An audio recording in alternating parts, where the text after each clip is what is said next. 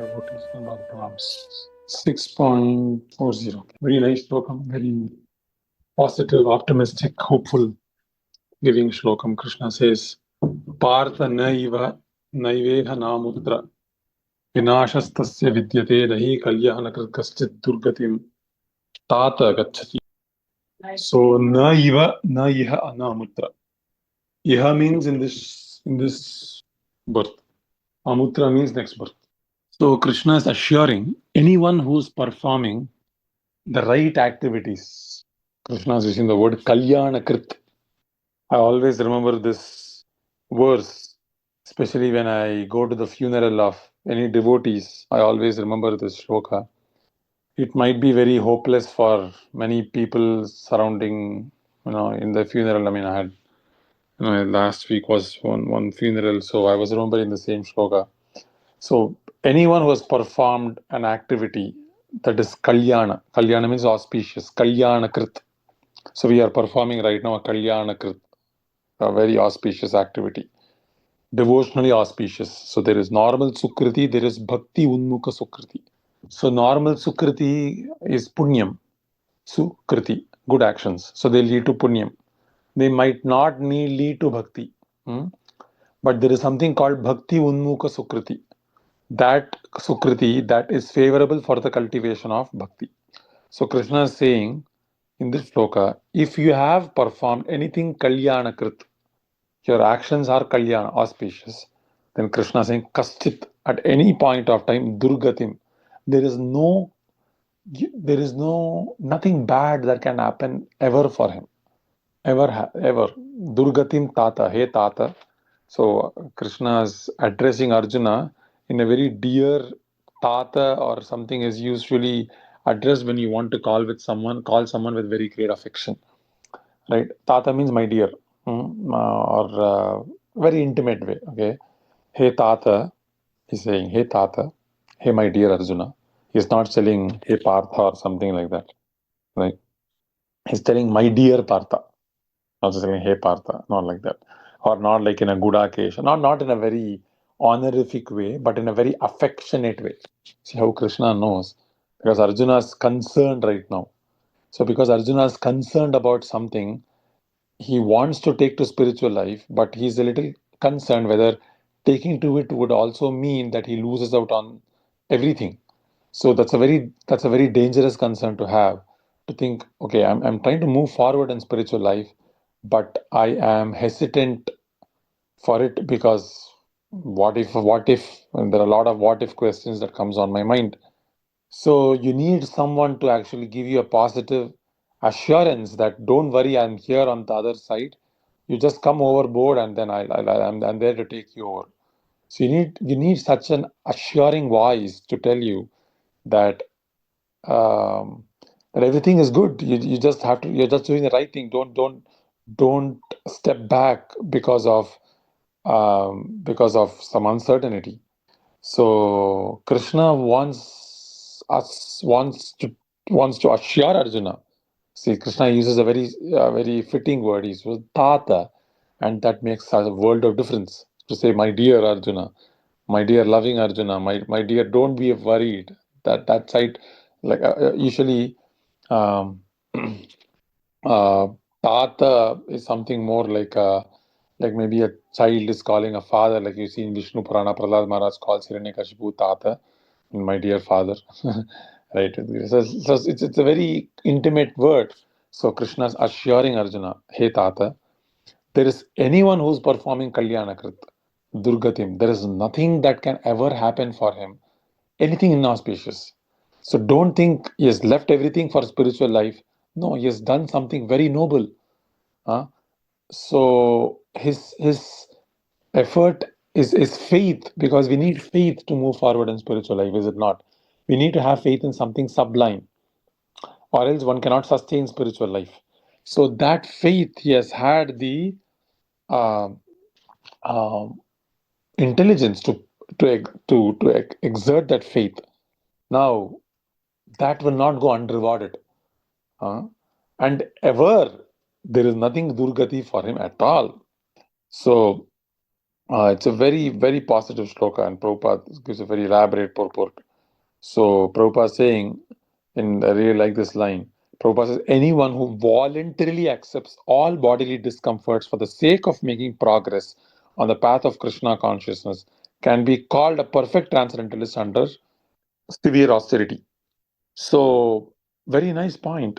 So, if we make any sense and any type of austerity, then naiva, naiha, not in this life, nor amutra, not in the next life. There is nothing called vinasham for that person.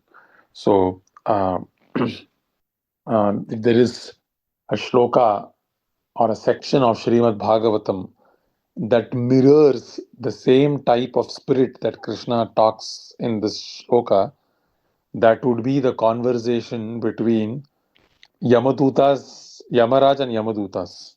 So he says, please, my dear Yamadutas, don't go to these people who are chanting the name of Narayana.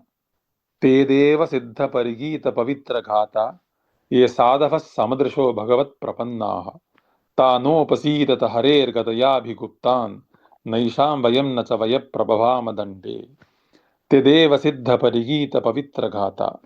Hey, my dear servants, don't approach these devotees. Why? Because they are fully Bhagavat Prapannaha. They are completely surrendered to the lotus feet of the Lord. And ye sadhavaha samadrishaha. They are equipoised. Bhagavat Prapannaha. They have surrendered themselves. Parigita Pavitra Gatha. To sing about them itself is a great uh, virtue for everyone. Now, why? Because they are chanting the names of the Lord. Don't go near them. Abhiguptan, na yesham vayam nacha. We are not, our influence does not go until them. What to talk of me? Even Brahmaji cannot go and touch them. They are not prabhavama dande. He cannot, or he or I'm not eligible to punish them. So don't go near these people. Who? Evam vimrishya sudiyo bhagavatyanante sarvatmana vitate kalubhava yogam temena dandamarhanti atayadi amisham syat patakam tadapi hanti urugaya vadaha. So one who is urugaya vadaha, one who is chanting the holy name of the Lord, urugaya vadaha. So one who is chanting the names of the Lord, right? They are very elevated. Evam vimrishya sudiyo bhagavatyanante. One who's tasting Krishna's pastimes, don't go near them. Don't bring them to me. Right? So oh Vishnu, oh Yamadutas, you have committed a great offense by approaching Ajamila and trying to arrest him. Don't do that anymore.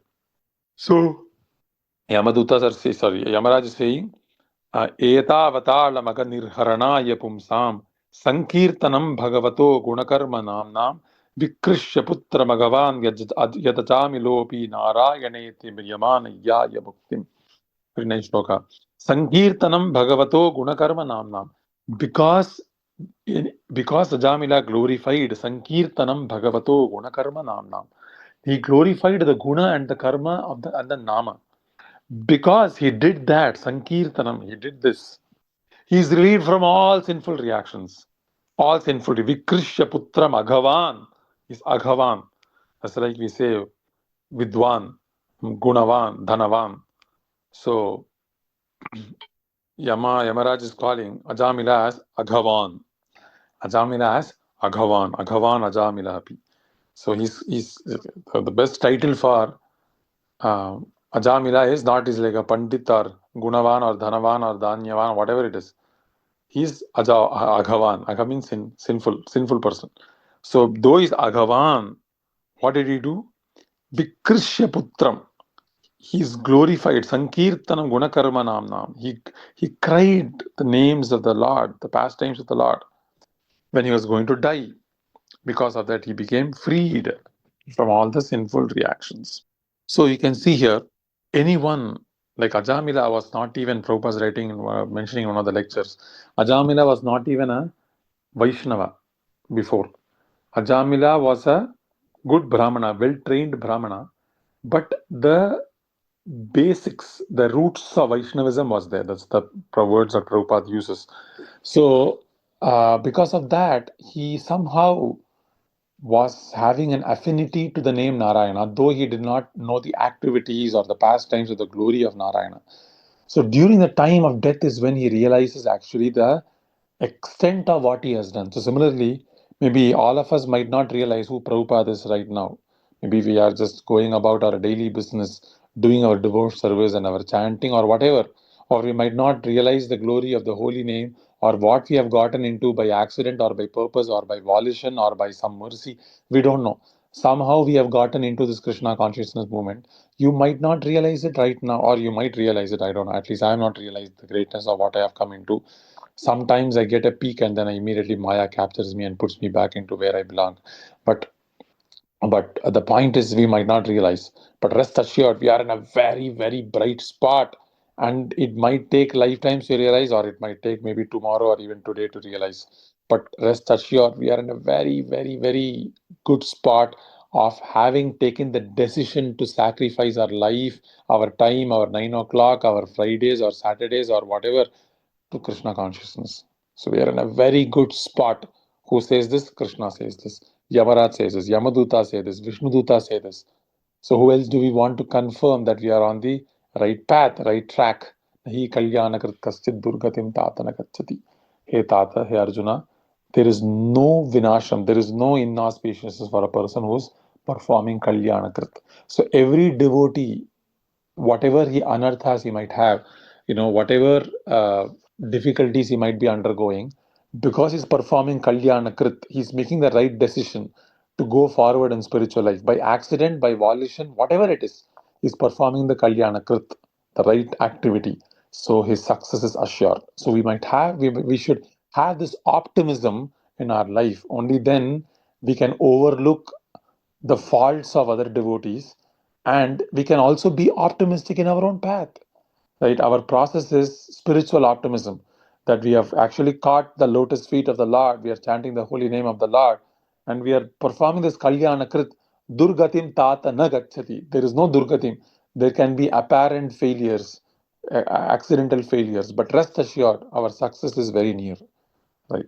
So we must have this sense of optimism, not sentimentally, because it is scripturally supported and it makes sense. Okay. So I'll stop here. Any questions or comments are welcome. Thank you, devotees. Hare Krishna. Thank you, Prabhuji. Hare Krishna. Dhanvat Hare pranam. Krishna, Prabhuji. Dhanavad. Hare Krishna. Thank you, Prabhuji. One question, if you are still there. Hare Krishna, Mataji. Prabhu actually dropped it. Yeah, I think he dropped off. Thank you, Prabhuji. Hare Krishna. Hare Krishna.